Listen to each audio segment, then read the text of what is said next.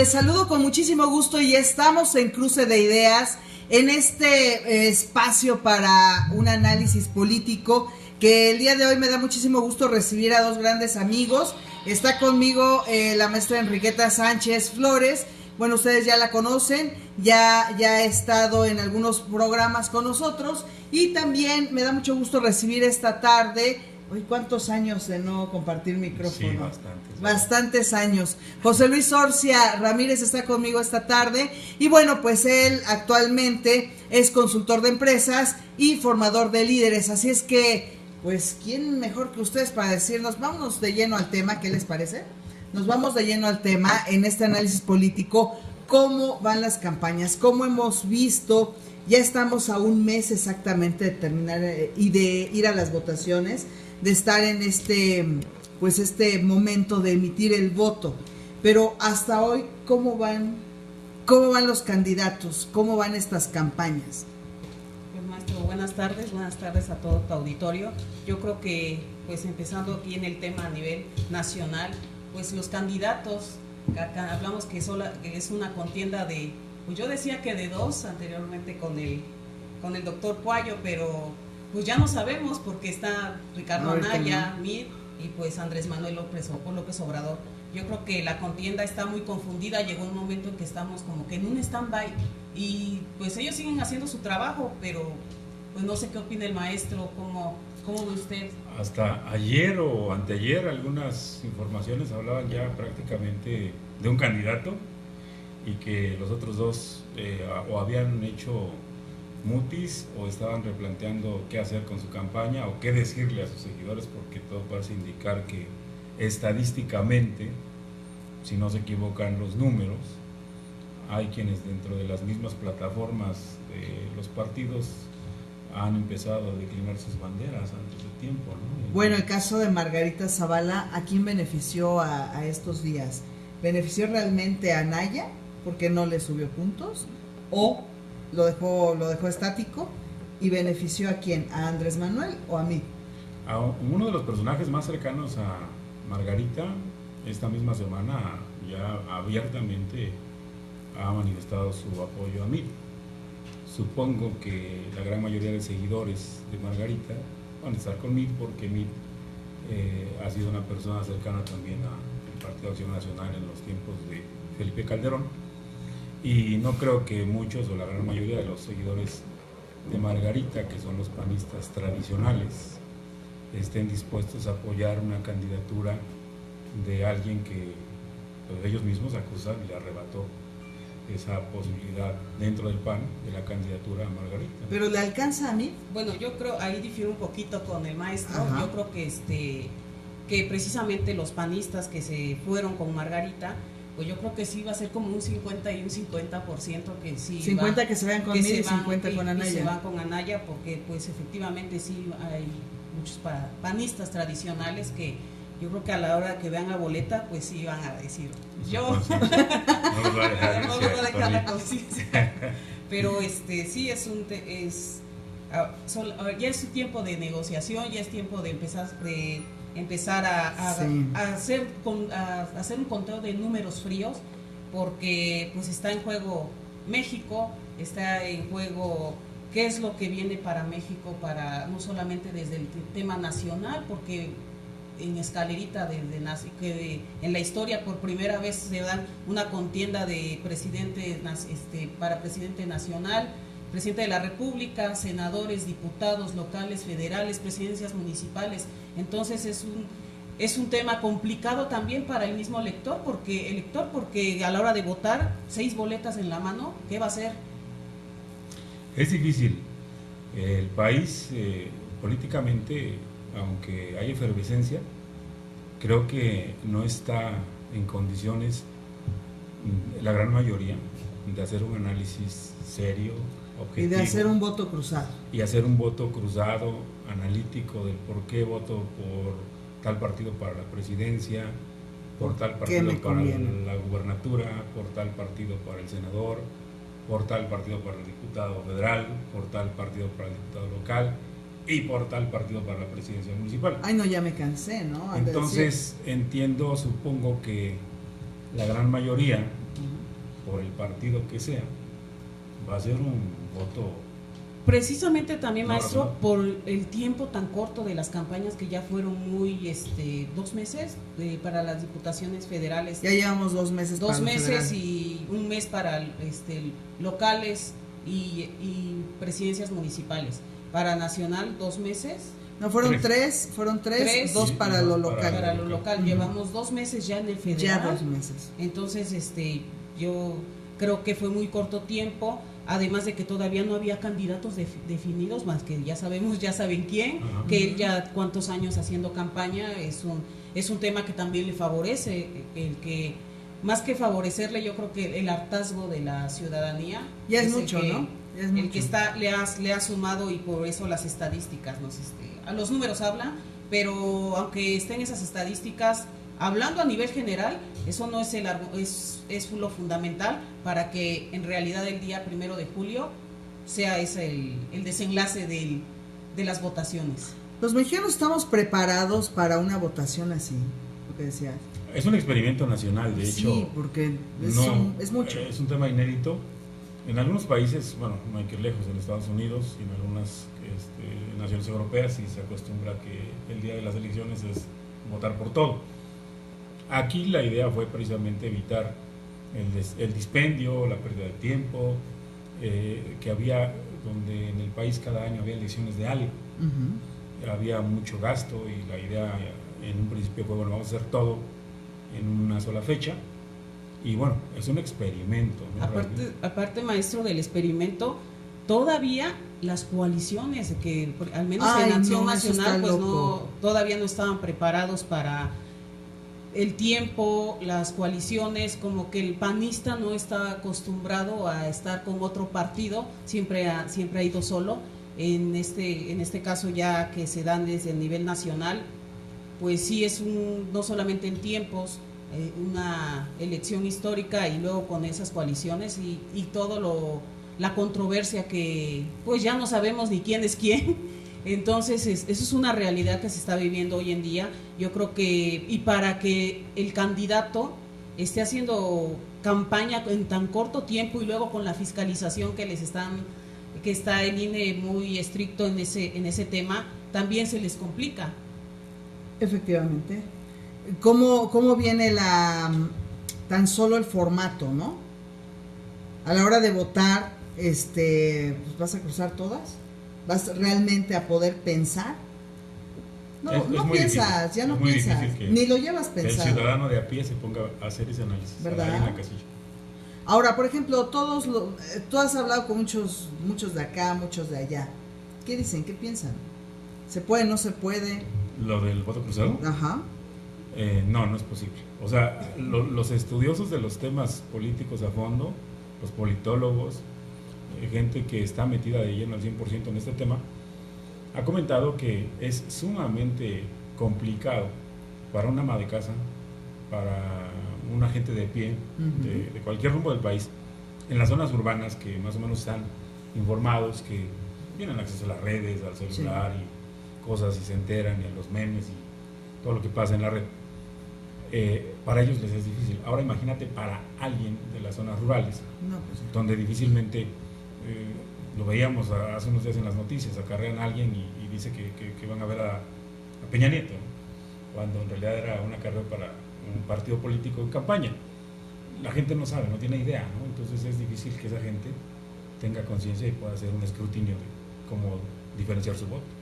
No estamos capacitados. Por eso he notado algunos mensajes de algunos candidatos que vieron que no les va a resultar el hablar. Yo hablo por mí como ciudadano, y pues no sé, si quieres vota por el otro, pero ya vieron que no les va a dar resultado. Entonces sí tienen que pedir un voto por marca, por partido, porque la gente se confunde, y como efectivamente tener 6 boletas en la mano y decir solamente un analista o alguien que de veras tenga interés y haga un análisis, y se puede tomar esa decisión, pero es un porcentaje muy mínimo.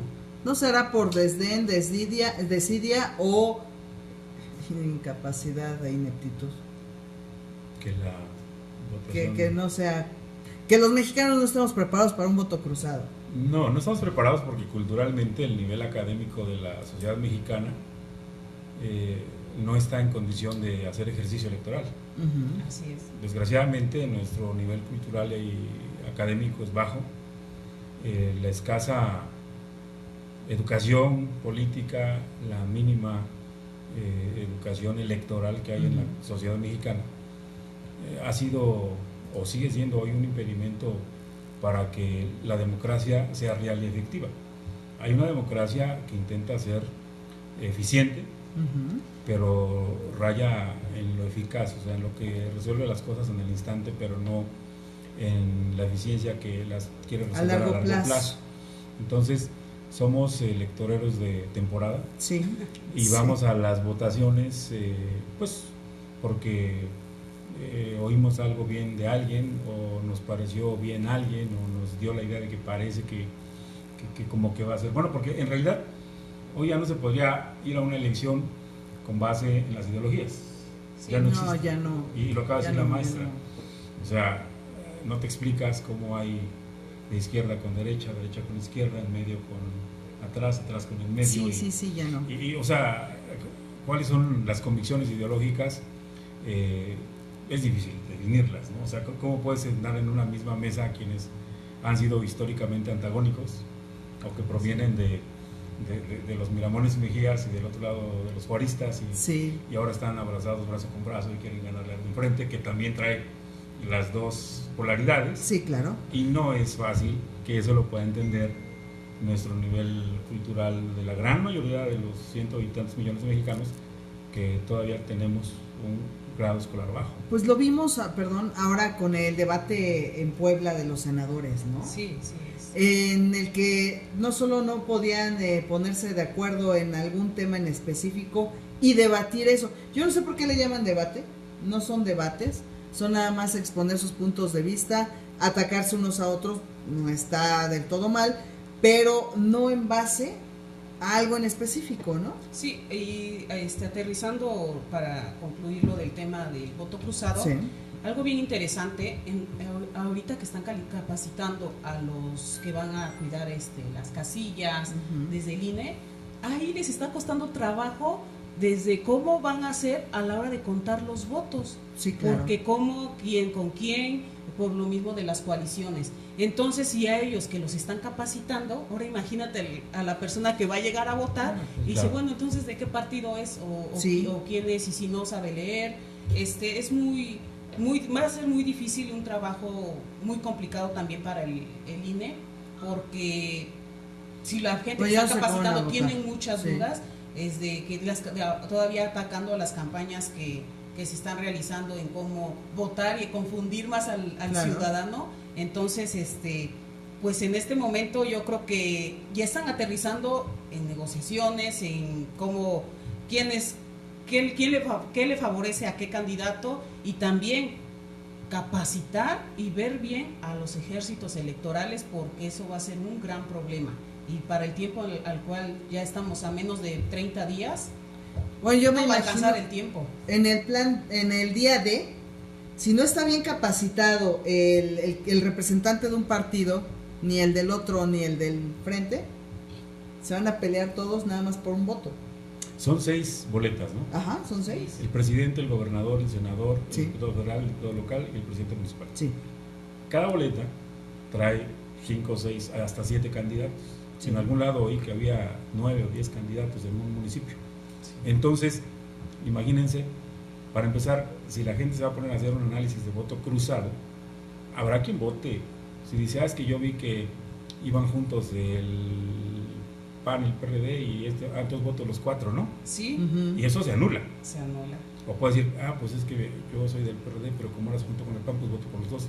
Y se anula. Y se anula. O sea, hay muchas maneras, muchos errores que anularían un voto. Y eso sin contar que Margarita Zavala va a aparecer en la boleta. También podrían va a votar por Margarita, y sería un voto nulo. Sí, porque hay gente que no le va a llegar esa información, que ella no está participando. Si la ven en la boleta y es un simpatizante o es un panista tradicional y la ve a ella, porque en ella sí va a venir la foto. Sí.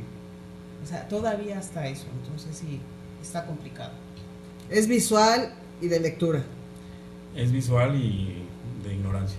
Sí. La verdad. Sí. Es un voto visual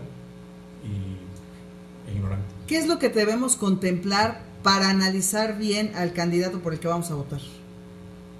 ¿Cuáles son las cualidades de no solo de un líder, sino de un representante de nuestro país? Es una pregunta bastante interesante. ¿Qué deben tener? ¿Con qué deben contar? Estudios, no estudios, trayectoria política, no, la gente que los rodea, la que no los rodea, o sea, las propuestas, si van al mar a liberar tortuguitas o no, o sea. Qué pregunta tan interesante, Lidia. Pero el maestro. Warren Buffett, uno de los hombres más ricos de Estados Unidos, el segundo, tiene una frase que dice: él es un hombre con muchas empresas y a la gran mayoría de empresas él nunca ha ido personalmente, o sea, ni las conoce, solo las ve en números. Sí. Él, desde su casa en una comunidad rural en los Estados Unidos, desde ahí simplemente analiza números, va bien, que bien, va mal, pues toma decisiones, pero nunca va a muchas de ellas ni las conoce, solo es accionista mayoritario y dueño, ¿no? Pero sí como mayoritario decide. Y tiene 3 elementos fundamentales que alguna vez los comentó en una universidad cuando se graduó una generación de maestría en la Universidad de Miami, y decía, le preguntan: oiga, ¿y cómo escoge usted a la gente que va a estar en sus empresas si usted no va a ir a las empresas? Sí, claro. Y me viene a la mente esa anécdota porque resulta a la mejor práctica en este momento para decidir cómo escojo a mi candidato ante la multitud de candidatos, y luego qué le tengo que ver para que verdaderamente sea el mejor, un buen yo votaría en un momento dado. Y decía, primero, yo escojo por 3 cualidades a mis ejecutivos. Primero, que sea una persona honesta. Segunda virtud, que sea una persona... Espera, me estoy tachando aquí quién no es honesto. Espérate, no te van a alcanzar las hojitas. No. Honesto, la primera virtud. La Sí. segunda virtud, que sea inteligente. Pues, bueno. Y la tercera virtud, que sea proactivo. Esas 3 condiciones, decía Warren Buffett, tienen que ser indispensables para que yo contrate a un director de una empresa. Uh-huh. ¿Por qué? Si es honesto, de entrada, ya vamos de gana. Sí, ya. No va a robar. Uh-huh. Y creo que el gran problema que tenemos los mexicanos es que todos nos han robado. Segunda virtud, que sea inteligente. Puede ser muy honesto, pero si no es inteligente, ¿Cómo va a realizar? tampoco puede funcionar. Claro.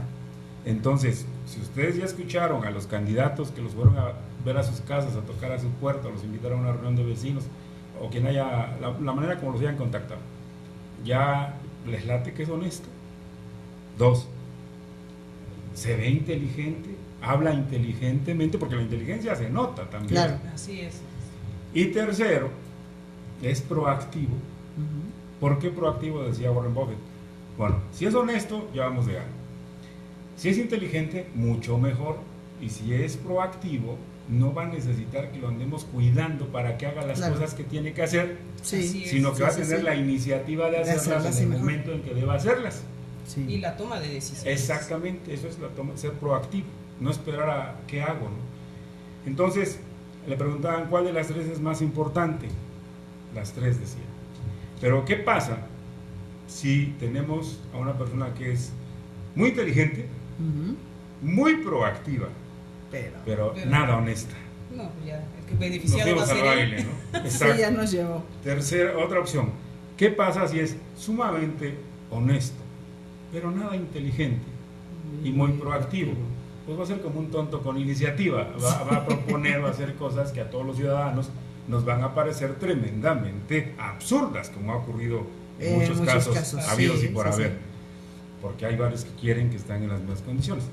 Y luego viene el tercer punto que dice, bueno, ok, es muy honesto, es muy inteligente, pero no hace nada, está ¿Para esperando qué? a ver quién le ¿Quién se vea. mueve? Exactamente, ¿no? Entonces, digo, puede estar en un error, pero quisiera que pensáramos, es honesto, es inteligente, es proactivo, pues porque a fin de cuentas es el que vamos a contratar, como el que va a llevar nuestra empresa, que es el país. Es el país. Nuestra empresa es el país, es el estado, es el municipio, es nuestra ciudad. Entonces, ¿a quién le van a confiar ustedes su voto? ¿A una gente que no es honesta, que ya saben que no es su fuerte? ¿A una gente a la que le cuesta articular ideas, que no sabe ni siquiera hablar en público, que no puede ni expresar 3 líneas continuas porque ya no sabe qué sigue después? A una persona a la que estuvo entusiasmadísimo en la campaña, no rompe ni un plato, es una buena gente, entre comillas, pero no hace nada. Y no sabe ni siquiera dónde está parado. Exacto. Sí, no. ¿Le aumentarías algo más? No, ¿qué más le pedimos a su currículum? Ni siquiera lo vemos, ¿o cómo? Creo que y aquí ya ni... Todos en Tehuacán, por ejemplo, quiero poner el caso porque aquí es donde estamos, lo que hacemos. Todos conocen a los que ahora están de candidatos, a la gran mayoría, ¿no? Entonces, pues partiendo de esos 3 ejes, de esas 3 virtudes, pues ustedes decidan. Olvídense de que si es del rojo, del amarillo, del verde, el guinda o el azul. ¿Quién es? ¿Qué ha hecho? ¿De qué ha vivido? ¿Por qué quiere meterse a esto? ¿Qué hablan de él quienes lo conocen? ¿Con quiénes se junta? ¿Quiénes son sus amigos? ¿Cuál es la trayectoria? Una manera muy fácil también de determinar la personalidad y los liderazgos de las gentes es, si tú quieres saber cómo es alguien, pero no lo conoces, es probable que conozcas a gentes que sí lo conocen. Bueno, ¿cómo son las personas con las que generalmente se juntan? Sí. ¿De qué hablan? Así ¿Qué es. hacen? Sí. ¿A qué juegan? ¿En qué invierten su tiempo? ¿De qué platican? ¿Con quién se reúnen? Y hasta en qué se divierten. Exacto, porque precisamente eso es lo que revela quién es esa persona que ahora quiere ser. ¿Cuáles son sus hobbies? Eso es muy importante. Sí, exacto, ¿en qué se divierte? ¿Qué lo distrae? ¿Qué le agrada? Igual y es ludópata, ¿no? Todo el tiempo está jugando. Por ejemplo, va a apostar por ahí las partidas presupuestales. Sí, es. Y ya nos llegó el tren, ¿no? Y algo interesante, maestro, me convenció. Porque es un tema administrativo, en el cual para una empresa es lo que se tiene que llevar a cabo, porque es cómo va a tener éxito. Claro. Este país hemos perdido en México décadas de progreso, de bienestar, por la apatía. Decías tú hace un rato que sí era apatía. Efectivamente hemos sido apáticos, desdeñosos. Así ¿no? es. En otros países, cuando el presidente municipal no está haciendo lo que dijo, cuando el diputado local o el asambleísta o el regidor, el que se fue a ofrecer un día en una campaña, porque eso andan haciendo, andan ofreciéndose hoy para que usted les dé su voto, se fueron a ofrecer con la promesa de hacer algo por la comunidad, por la ciudad, por el estado, por el país. Pero nuestra apatía, nuestro desdén, el no importarnos qué pasa después de que ya fueron las elecciones, nos ha hecho olvidarnos de que hubo alguien quien se comprometió, quien vino a hacer promesas y que tiene que cumplirlas. Entonces, ¿qué tenemos que hacer a partir de esta elección? Creo que es como deberíamos hacer el cambio histórico, no por un voto el 1 de julio ya, sino un cambio histórico de paradigmas, y tenemos que convertir a los servidores públicos en eso. Son servidores del público, son servidores suyos, míos y de toda la comunidad, y si no cumplen, ir a tocarle su puerta. Sí, eso es bien interesante, maestro. Así es. Porque ir a tocar una puerta. Así es. Mira, tú fuiste a tocar nuestra puerta. Han tocado la puerta de la casa de ustedes más de 3. Gracias. Ajá. Gracias. Yo no los llamé. No. Ni los invité a que fueran a tocar mi puerta. Llegaron, les abrimos, los escuchamos.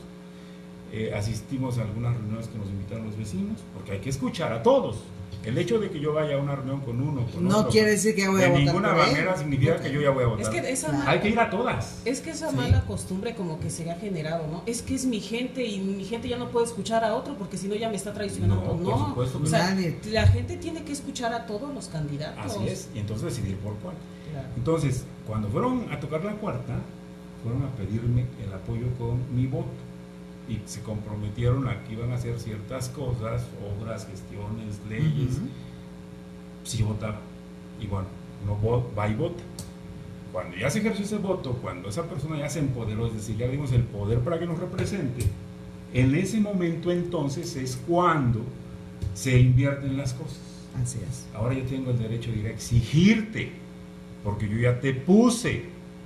Y si no funcionas, pues tendremos que hacer algo, y por eso es importante el referéndum, que tiene que implementarse en los ayuntamientos, en las presidencias municipales, en las diputaciones locales, federales, en la senaduría, en la presidencia de la república y en las gubernaturas. No se vale que quien consigue un puesto no vuelve a dar la cara, se hace absolutamente irresponsable de sus compromisos.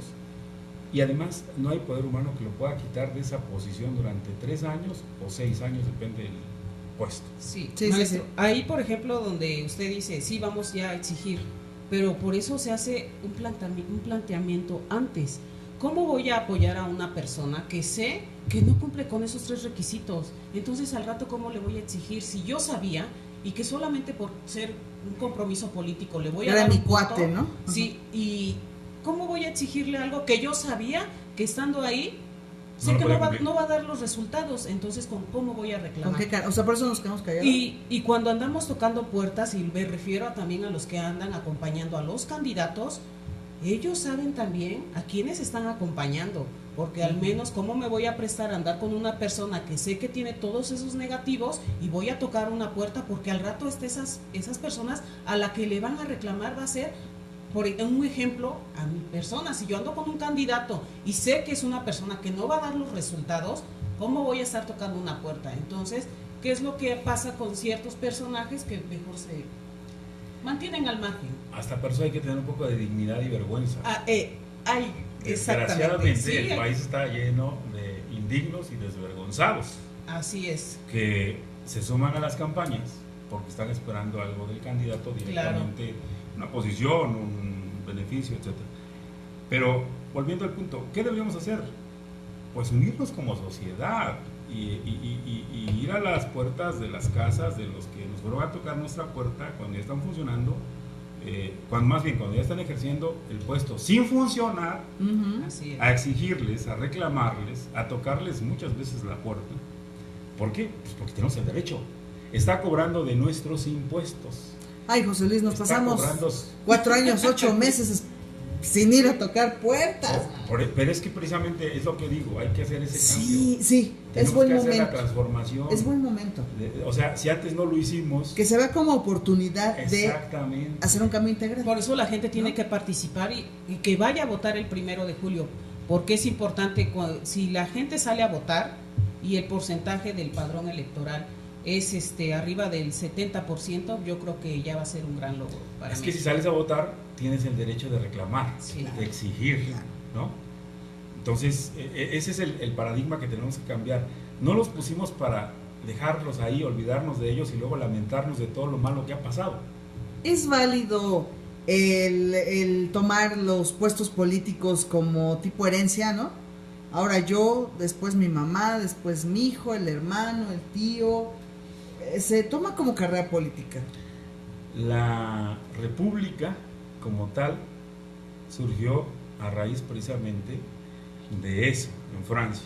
La Revolución Francesa combatió la monarquía precisamente porque pues eso es, ¿no? El gobierno monárquico es de la familia que va heredando. De la realeza, ¿no? Se convierte en una realeza, claro. Y entonces en Francia hacen la revolución y dicen, basta, de monarquía. No puede ser.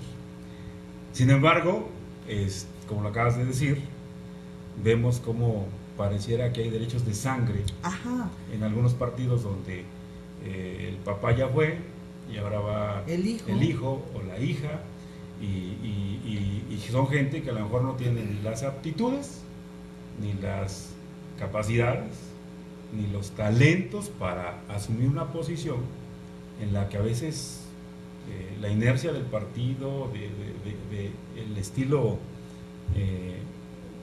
monárquico incluso dentro del propio partido, pues los lleva a una posición. O porque el papá fue, ya dicen que el hijo, pero el hijo no tiene ni siquiera las actitudes. Sí, pero como lleva el apellido ganas, ya, ¿no? ya, pero no, es que por eso yo creo que México estamos como estamos. Lo vemos ahora, por ejemplo, en algunos casos en donde la gente es bien diferente ser un buen político y un buen administrador, son dos cosas distintas. Muy diferente. Hay quien cree que porque alguien ha sido muy buen administrador puede ser muy buen político, y no es cierto. Hay quien cree que una persona porque ha sido muy buen político puede ser muy buen administrador, y tampoco es cierto. La política y la administración son cosas distintas. Sin embargo, si hacen un análisis detallado de los candidatos, habría que preguntarnos, ¿este es político o es administrador? Pero hay unos que no son ni políticos ni administradores. Que es lo peor. Lo peor. ¿No? Es gente que ha hecho su fama, fortuna por su esfuerzo, por su talento, por su capacidad, o simplemente es parte de la herencia familiar, está en la generación del derroche, o está incluso en la generación de la reproducción, entonces es un buen administrador. Pero ¿qué tan buen político va a ser? Es muy difícil encontrar la combinación entre que sea 50% político y 50% administrador. Sí es. No los hay. Pero por eso Pocos. se arma de un equipo. El político lo que tiene es la capacidad de entender las aptitudes de personas que se van a llegar a él, y entonces él tiene la visión de qué se necesita hacer en esta ciudad. Claro. Y entonces digo, pues yo aquí necesito un excelente arquitecto urbanista que me replantee el diseño de la ciudad. Por favor. Es un caos. Sí. Le decía a Nidia, como decía, yo contrato gente para que me diga qué es lo que tengo que hacer, no para que le diga yo qué es lo que tiene que hacer. Exactamente. Y algo que la maestra acaba de decir es bien importante. Un buen político, un político inteligente, de esos que ya no hay, Sí. Por cierto, no sé si has invitado aquí a algún político inteligente a esta mesa. No. Bueno. ¿No lo has encontrado? No lo he encontrado. Bueno. Diferentes perfiles. Exacto, un político tiene la capacidad de analizar entonces si necesita un buen urbanista, si necesita un experto en temas de seguridad pública, si necesita un experto en temas de salud, si necesita un experto en temas de y no hacerlo vialidad. por compadrazgo. No.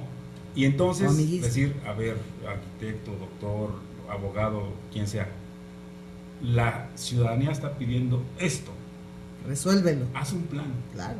Y lo presentamos, y lo veo. Y yo tengo que tener la sensibilidad política, social, tener el feeling, entender qué es lo que la sociedad me está demandando, qué es lo que a la sociedad le urge, necesita, y entonces yo implemento como buen político algo que les funcione y que haga que efectivamente haya respuestas reales a problemas reales. Y el político, desde que toma es una responsabilidad el tomar esa decisión de querer participar, porque ya debe de saber cuál es la problemática que tiene el municipio, y de ahí va a partir.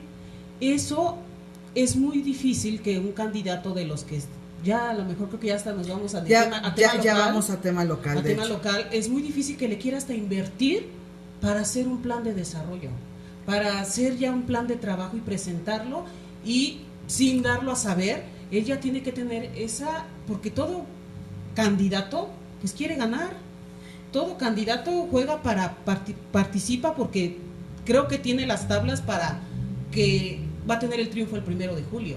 Yo no sé si hay candidatos que participen nada más para rellenos. No. Yo al menos creo que sí, es una varios. lástima de los varios. De los que están así, porque quiere decir que entonces no les interesa el municipio. Sí, de hecho, José Luis, ¿recuerdas en algún año algún candidato que haya presentado un plan de desarrollo? Yo recuerdo, bueno, no recuerdo quién, pero recuerdo que en alguna ocasión mencionaron alguno, no recuerdo cuál, no sé si estoy entre Mojarro o antes con René, debió haber sido por ahí en esos años, pero no me llega a la memoria. De ahí en fuera no ha habido nadie que presente un plan de desarrollo municipal. Es que creo que en principio un buen candidato, un aspirante que verdaderamente quiere servir a la ciudad, a Tehuacán o a Guanajuato o a Mexicali o a la que sea, primero la debe conocer. Sí. Primero claro. la debe conocer. Hay candidatos que jamás habían cruzado la ciudad. Dice, hay hay un dicho que dice, no puedes mandar donde no has conquistado. Exacto. Sí. Segunda, si conoce la ciudad, conoce sus problemas. Uh-huh. Y si conoce sus problemas, debe tener una idea clara. Uh-huh. Quizás no precisa, porque para eso va a llamar a los expertos, pero sí una idea clara de qué es lo que debería integrar su propuesta de gobierno municipal o estatal o nacional. Un candidato que tiene esas cualidades de conocer y saber por dónde debe ir la ciudad, no debería tener ningún temor de presentar un buen proyecto, incluso desde el primer día en que anuncie su candidatura, para que la ciudadanía sepa que él sí sabe, que él sí quiere esto, lo otro o aquello, y por dónde piensa llevar a la ciudad. Pero no sé, digo, a reserva de que ustedes sí lo sepan, yo desconozco si los candidatos han presentado un proyecto. No. Y si los medios de comunicación han hecho un análisis de los 5 o 6 proyectos, comparándolos, como cuando vemos en internet, compras un paquete, el oro, el platino, el cual sí tiene y no tiene, y los calificas y dices, bueno, es este. Sí. No lo sé. El próximo martes va a haber un foro en la que organizaron las universidades, donde van a presentarse cuatro candidatos para dar a conocer sus propuestas. Pero ¿qué va de propuestas? Allá en realidad concreto. A un plan concreto, y usted como pues con la que escuché la trayectoria que tiene, no me va a hacer segunda, estoy segura, porque si no lo tienen. Creo que una máxima, lo que dice que lo que no está escrito no existe. Así es. ¿No? Pueden haber muy buenas intenciones, pero de buenas intenciones sí, no está yendo en el camino al infierno, claro, dice el dicho de las abuelas, ¿no? Sí. Entonces hemos oído muchas muy buenas intenciones, pero de ahí un buen político tiene un gran equipo. Así es. Yo creo que sí puede hacer mucho por Tehuacán. Lidia, un buen político, además de que escoge a los talentos que le van a rodear, les permite ser. La libertad. Exacto. Para poder trabajar y crear. Claro, y lo vamos a presentar. Sí. Pero un político que cree que porque está en una posición automáticamente por soplo divino le llegó la inspiración y se vuelve dueño de verdades absolutas, pues y que sea que tome las decisiones, porque si va a ser un político que le van a estar diciendo lo que tiene que hacer, y no, para empezar, si él no tiene esa libertad de poder realizar su trabajo, que lo ponen, pues no, yo creo que desde ahí ya está de más decir, cuál va a ser el resultado. Permítame, ya me están reclamando que por qué no he leído los saludos y mensajes. Jaime Bravo Merino dice, saludos. Jorge Master, creo que no hay una opción la cual diga uno, este es el mejor, y con tal de sacar al PRIAN del poder podemos cometer un gran error, espero estar equivocado. Muy buen comentario. Erubiela Castillo, saludos. Maestra Enriqueta, pequeña hermosa, saludos.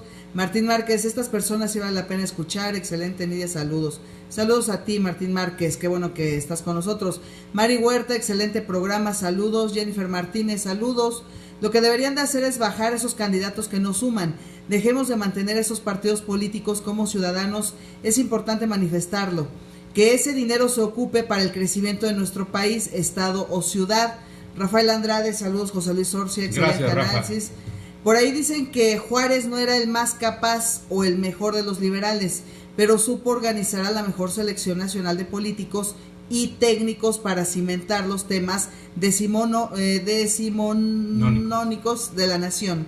Sí, Jennifer, ya leí tu comentario, ¿no? Es cierto, Juárez brilló y brillará a través de los siglos. Que Sí. es la historia. Porque fue un hombre inteligente, un político inteligente. No quiso ser el todólogo, pero sí sabía. Honesto y proactivo. Honesto. Que ya muchos se quieren inteligente igualar y proactivo. con él.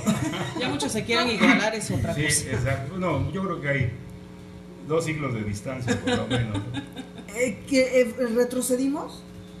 ¿En qué sentido? ¿Qué pasó? En el sentido de la monarquía, en el sentido de la indiferencia por parte de todos también, ¿no?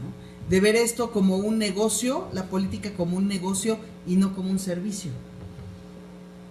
Porque ya no lo ven como un servicio. No, todos los que llegan a la política Ya lo ven como negocio. Lo ven como negocio, Como ven negocio. como la manera de hacerse en forma fácil de recursos que de una manera honesta les habrían costado décadas o quizás la vida entera y no lo habrían conseguido.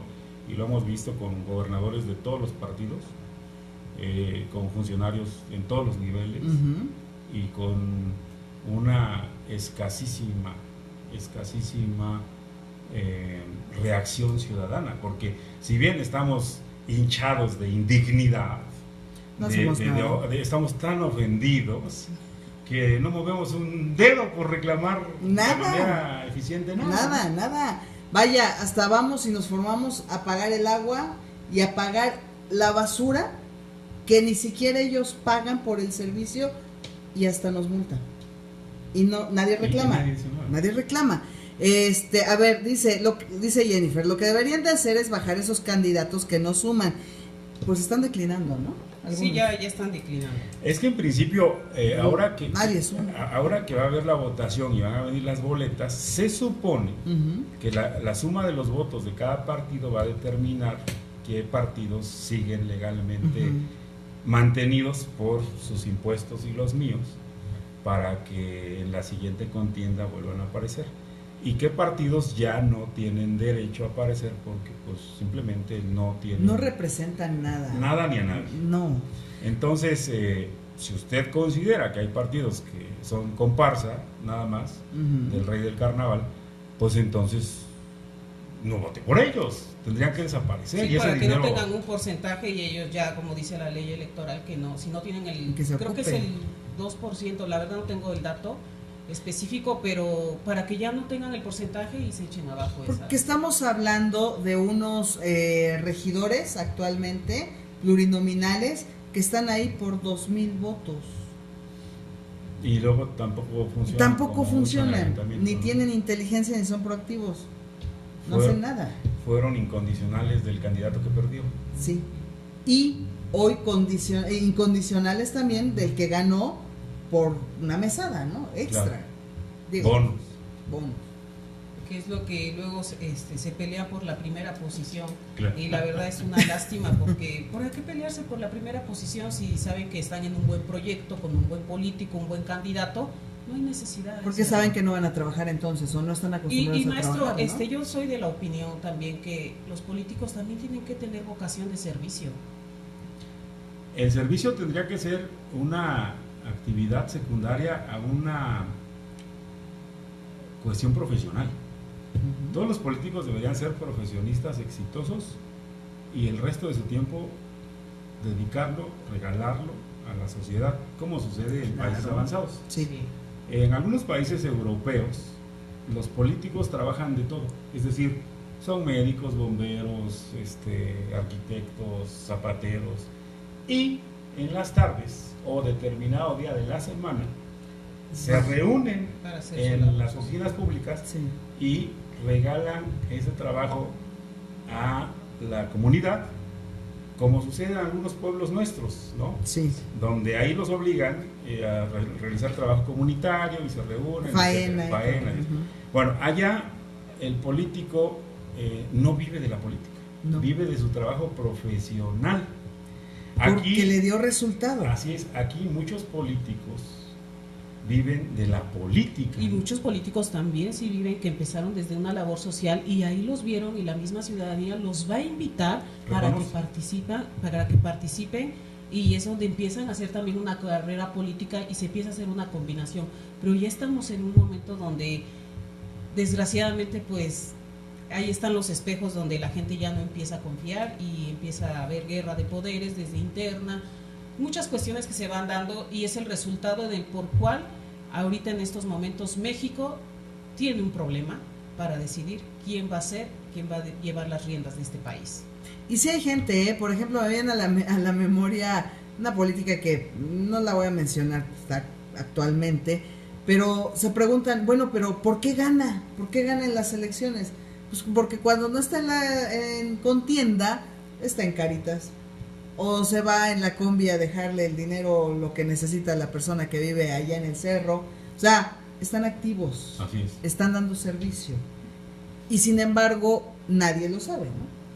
Pero eso es lo que vale, lo que es la vocación. Sí, claro. Cuando no tienes vocación, pues todo te sale mal, lo que te metas, ¿no? Y muchos de los que meten a la política no tienen vocación de políticos. Saludos a Chen Geraldo y a Betty Hernández. Bueno, y acá en lo local, lo mismo les tenemos que pedir, que sean honestos, que sean inteligentes, que sean proactivos, que tengan pues la vocación de servicio, que sean buenos. ¿Cómo han visto las campañas hasta este momento? ¿Proyectan alguna de estas 3 virtudes que han mencionado? Híjole. Sin decir nombres, pero... yo no voy a decir nombres, pero creo que pues algunos sí se escuchan, sí se ven. Creo que es una gama para que el ciudadano escoja. Sí hay gama para que el ciudadano escoja a quién le dan la confianza el 1 de julio. Porque hay de todo. ¿Tú te acuerdas de esas campañas de antes? Hoy están muy diferentes. Antes nada más había 2 campañas. Sí. Era la del PRI, la del PAN. La del PAN. Nada más. Hoy parece carnaval. Parece... Sí, es un carnaval. Es un carnaval. Con varias comparsitas por ahí. Sí. Desde que se estaban inscribiendo, ¿no? Desde las internas de sus partidos. Híjole. Creo que desde ahí fue el problema. No, y no solo a nivel local, a nivel nacional. Internamente hubo berrinches, desbandadas, hubo quien dijo así no juego y mejor me voy para allá con los de enfrente y de los de enfrente para acá.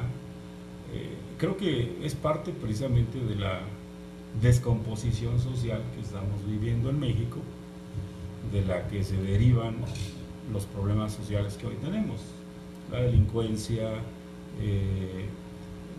los jóvenes que no tienen oportunidades y se están metiendo a delinquir, sí.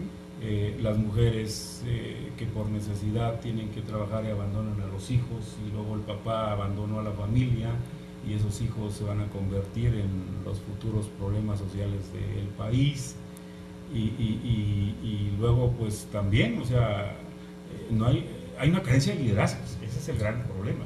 No hay líderes en la sociedad. Mencióname uno aquí en Tehuacán.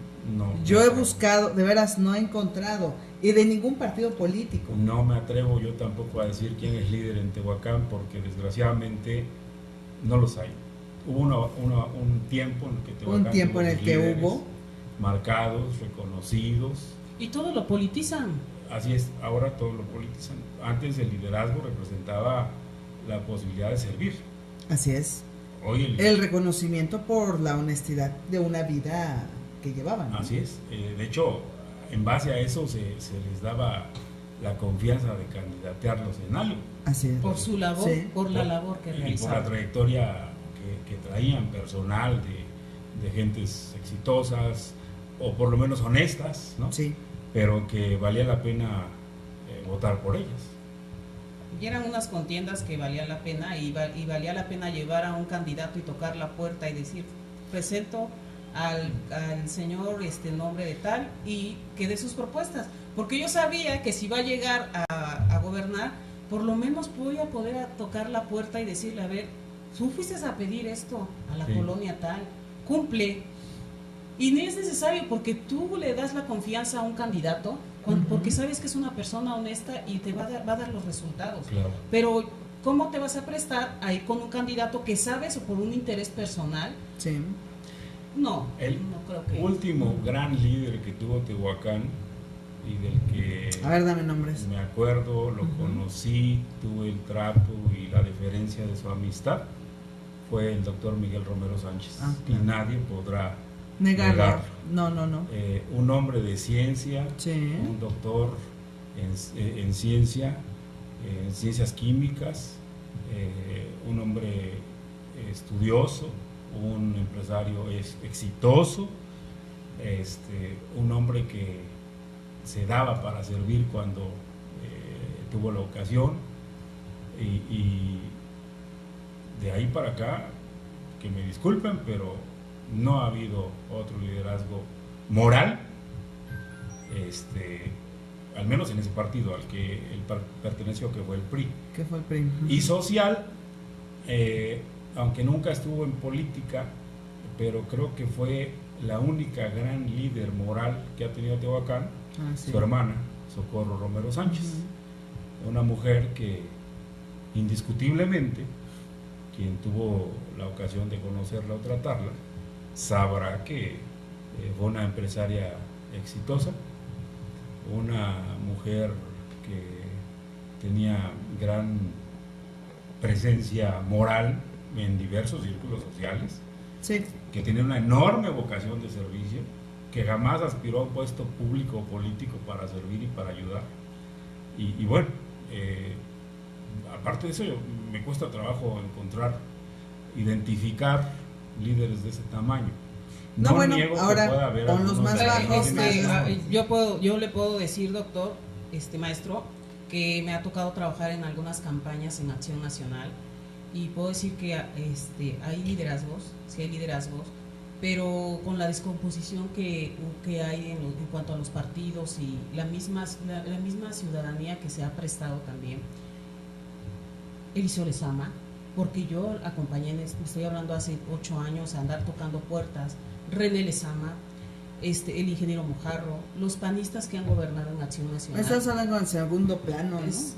Sí han trabajado por Tehuacán, y es que desgraciadamente cuando no hay continuidad, es por eso que se empieza a estancar también el darle un seguimiento al plan de desarrollo. También yo creo que en el PRI no conozco a los personajes, sé de sus nombres, pero no puedo hablar porque no... Está Amador Hernández. Pero ya en la actualidad, pues está las nuevas generaciones tienen que dar a demostrar su trayectoria, y como usted lo dijo, el antecedente habla. ¿Quién es? ¿Qué hace? ¿Y qué va a hacer? No, sí, definitivo, es cierto, hay liderazgos, pero como bien dice Nidia, yo me refiero a líderes morales. Líderes partidistas, sí los hay gente que dentro de todos los partidos jala a una corriente, sí.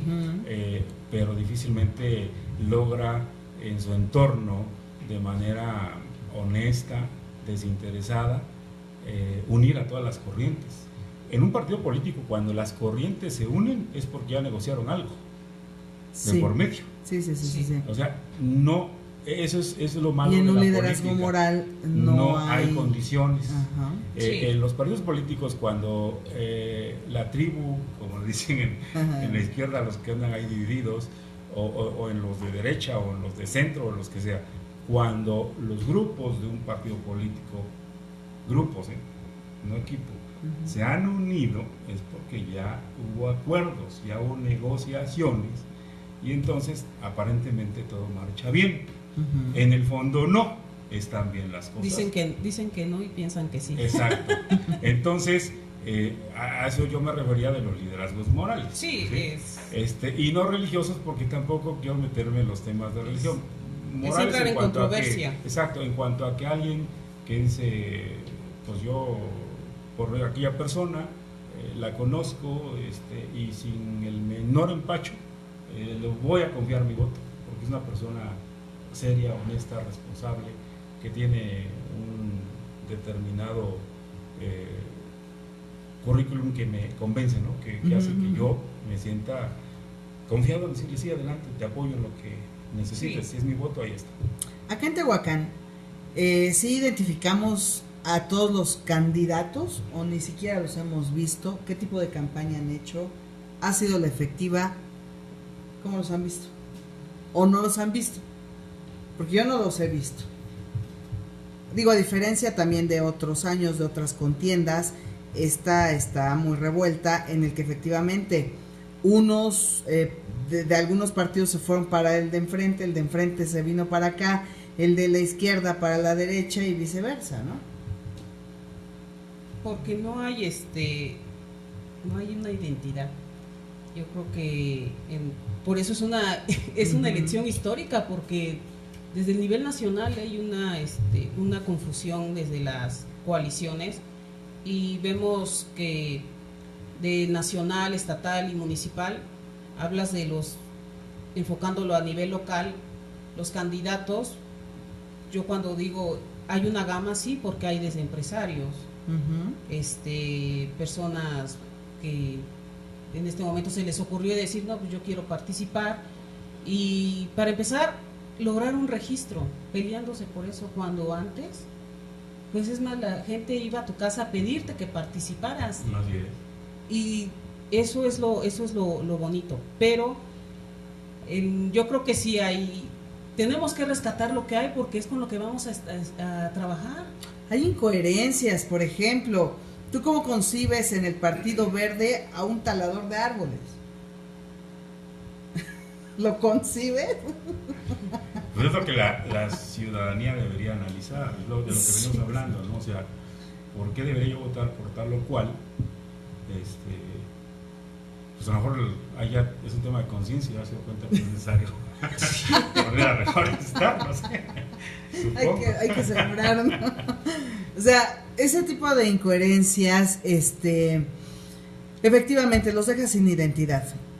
No veo a ninguno que tenga algún liderazgo, a lo mejor unos 2 o 3 que tengan algo de carácter, pero no liderazgo, pero que al menos, bueno, pues tienen un camino un poco recorrido, ¿no? Yo estoy viendo, dice John Maxwell, que hay líderes que comunican, pero no conectan. Sí. Y yo ahora no veo a ninguno que conecte. Que conecte. ¿Qué significa que conecte? Que haga enlace de conciencias.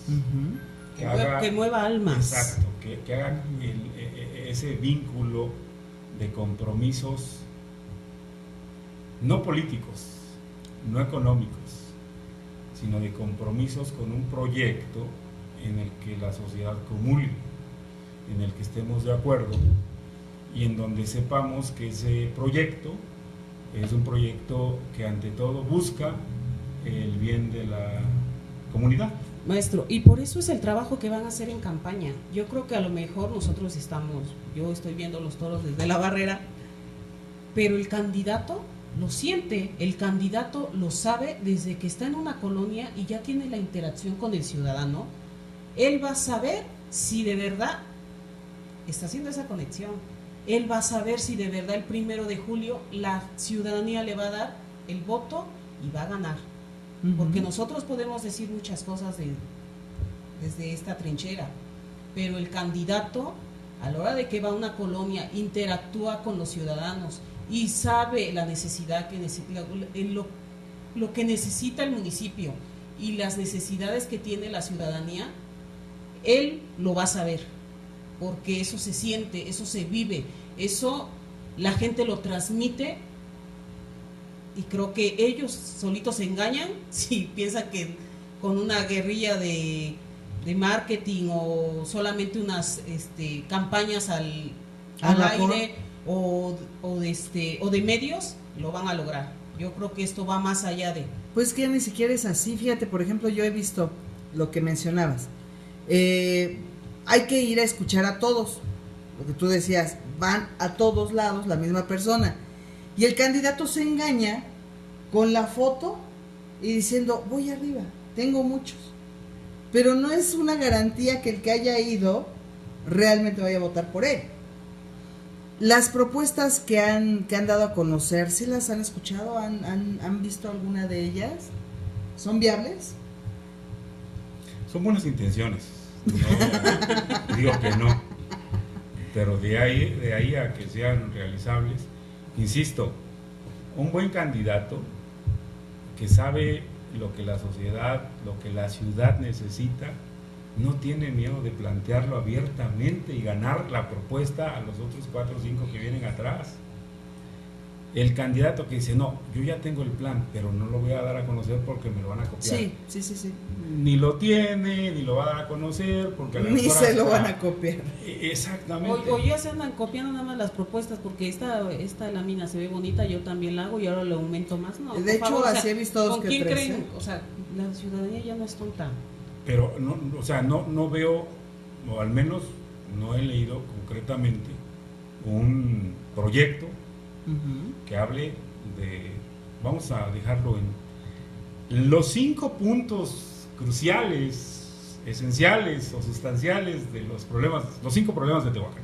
Ajá. Y así los voy a resolver. En el problema A, estos son mis 10 pasos. En el problema B, y además, ya tengo designado y ya invité a que se encargue de este problema a fulanito de tal, porque miren, este es su currículum, este es su expertise, en esto es bueno, y ya está invitado y ya me dijo que sí, y aquí está junto a mí. ¿Verdad que sí vas a ir? Sí voy a ir contigo porque creo en tu proyecto, porque sé quién eres y porque no le vamos a fallar a la ciudad que sea. Así es. No lo veo. No.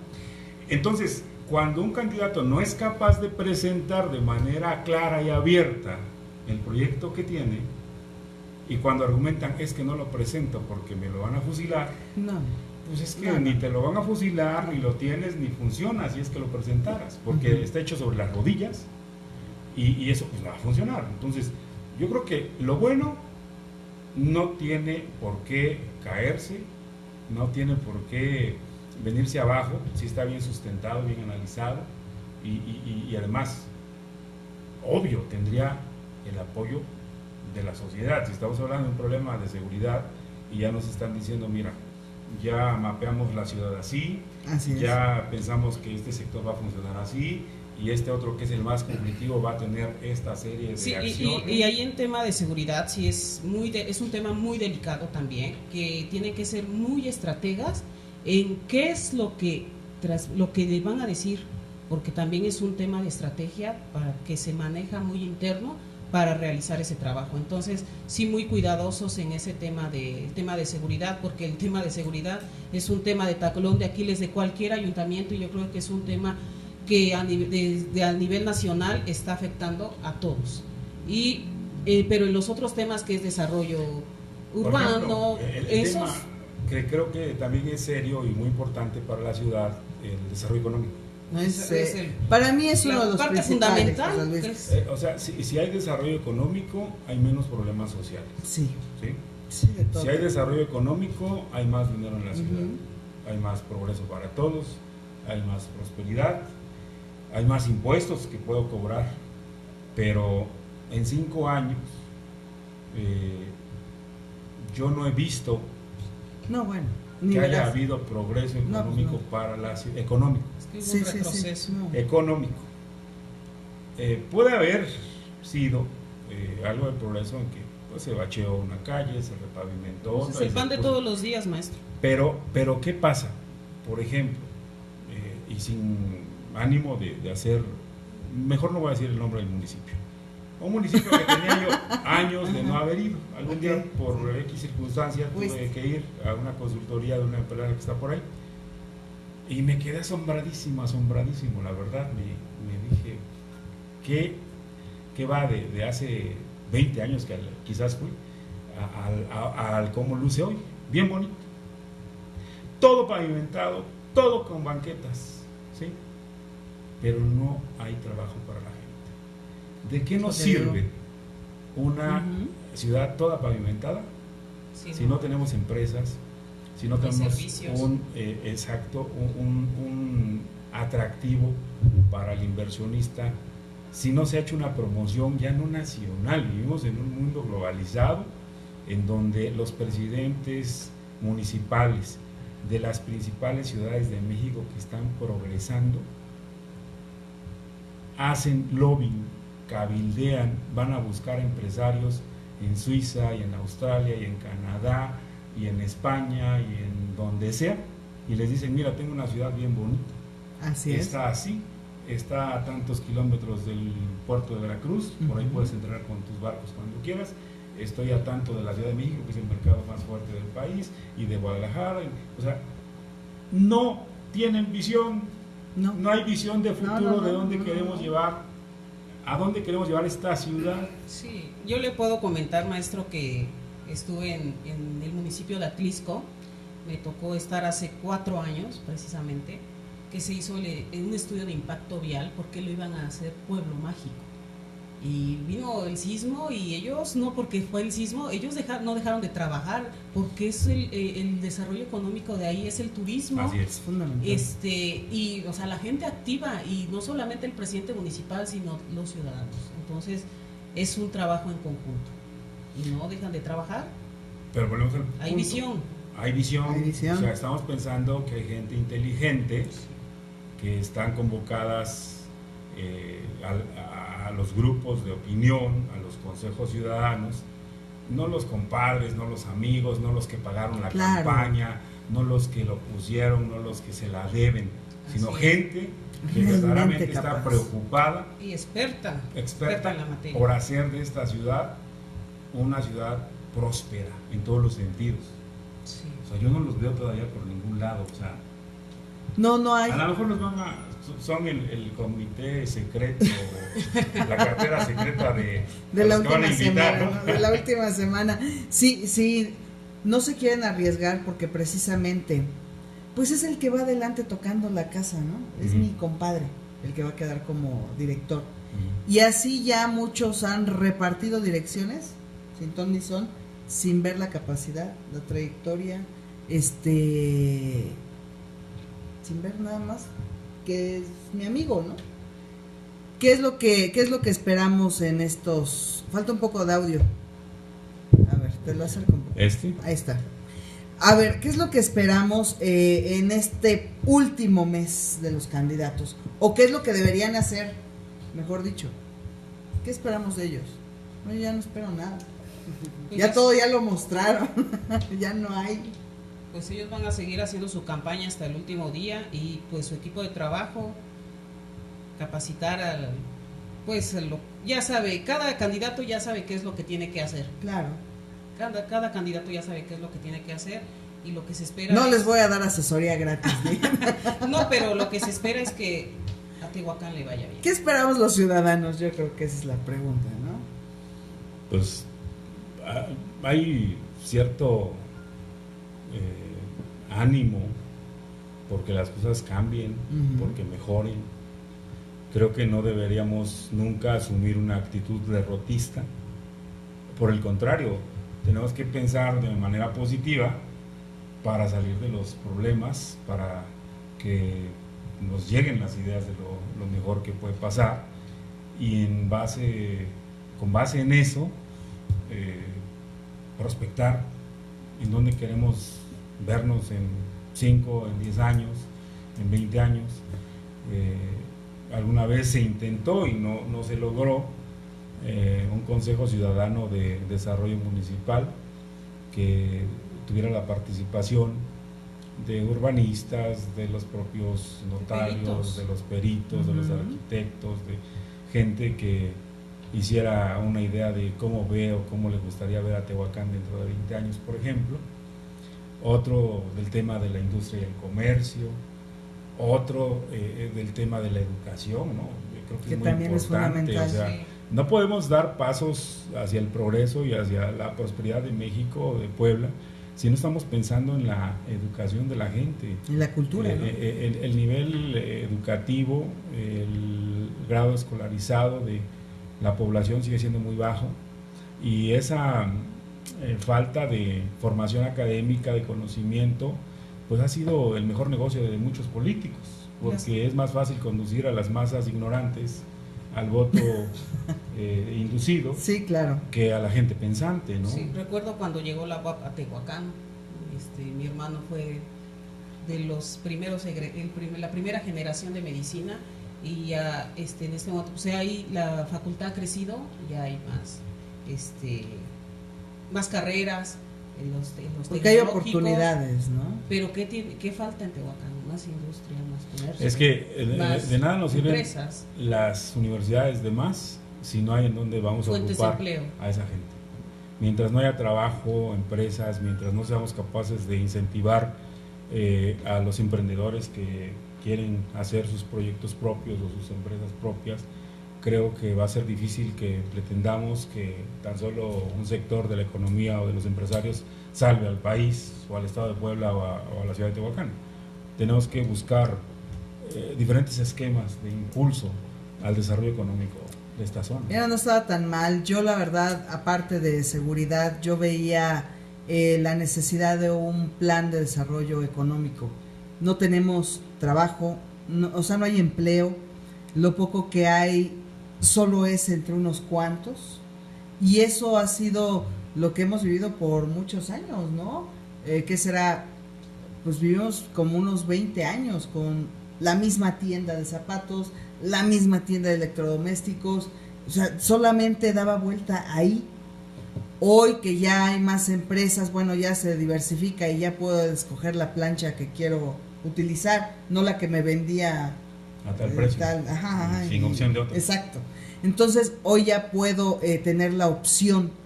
Pero ¿qué tantas opciones tenemos cuando estamos a una nada en comparación a Puebla y toda la oferta que hay? De empleo. De empleo y de consumidores, de todo. Porque, dime nada más cuántas empresas hay en Tehuacán. ¿Cuántas han venido en estos? Sí, se han cerrado muchos 4 restaurantes. Años. Había más desarrollo económico, pero la verdad es que vemos que en vez de crecer estamos retrocediendo en Tehuacán. Sí, nada más no hay. Creo que si hay algo que hacer es incentivar el progreso económico. Sí. Eso es definitivo. La ciudad sigue creciendo, las escuelas siguen arrojando miles de nuevas generaciones que van a ir al desempleo, así hayan sido con las mejores Sí. calificaciones, o Lamentablemente no hay donde Y hay poder mucho ocuparlos, talento en ¿no? Tehuacán. Claro. Sí. Mucho talento. Desperdiciado.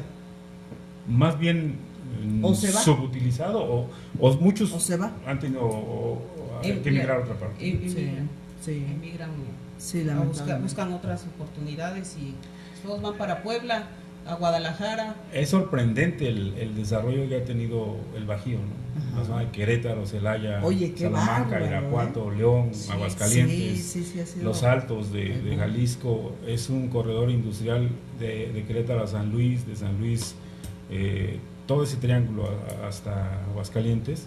Es impresionante la manera como han crecido. Sí. Es impresionante la cantidad de fábricas que afuera en sus portones se solicitan operarios, se solicitan ingenieros, se solicitan, etcétera, etcétera. ¿Y en Puebla qué pasa? ¿En Tehuacán qué nos pasa? ¿Qué nos ha pasado? No sé, nos hemos quedado estáticos, nos hemos quedado desdeñosos. Es más, hasta el mismo sector privado se ha retraído. ¿Verdad? Antes Coparmex, ahora no sé quiénes ¿Tú son. estuviste en Canaíbes? Yo estuve en la Cámara del Vestido. La Cámara del Vestido era la Pero Cámara era la Cámara del Vestido, no lo que ahorita El Consejo de la es. Energía Privada era el Consejo de la Energía Sí. Privada. Hoy, no sé. No doy una, yo tampoco. No sé qué pasó. ¿Qué los tehuacaneros se habrán sentido tan culpables por haber realizado ese voto que no sé si se sintieron capaces de reclamar nada? Pues Por eso ahorita el 1 de julio hay que votar responsablemente. hay que votar y que se hagan responsables los que estén, porque el hecho de que estén como candidatos tienen una responsabilidad, que la asuman, Y que den la cara. Sí. Y que nosotros aprendamos a reclamar. Sí. Es lo que nos falta. No sabemos reclamar las cosas que nos corresponden por derecho. Exacto. Ay, pues yo me la podría seguir platicando con ustedes 1000 horas más, pero ya nos tenemos que ir, el tiempo se nos terminó. Quisiera preguntar, entonces, este último mes, ¿qué es lo que debemos de analizar, estudiar y percibir por parte de los candidatos? De todos. ¿Qué es lo que debemos analizar? Las virtudes que mencionó el maestro son muy importantes y creo que va a ser un buen parámetro para emitir su voto el 1 de julio.